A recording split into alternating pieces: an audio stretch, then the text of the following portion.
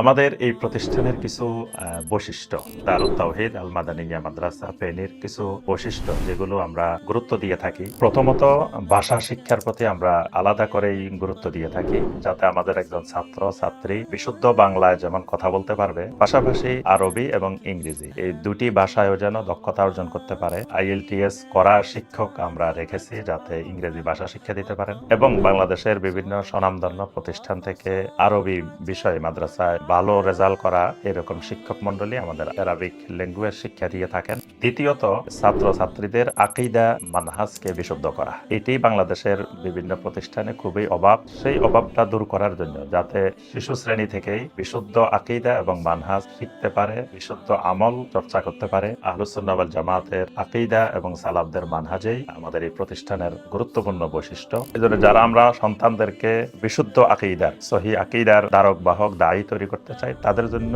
দারুত তাওহীদ আল মাদানিয়া অন্যতম একটি বিশ্বস্ত প্রতিষ্ঠান।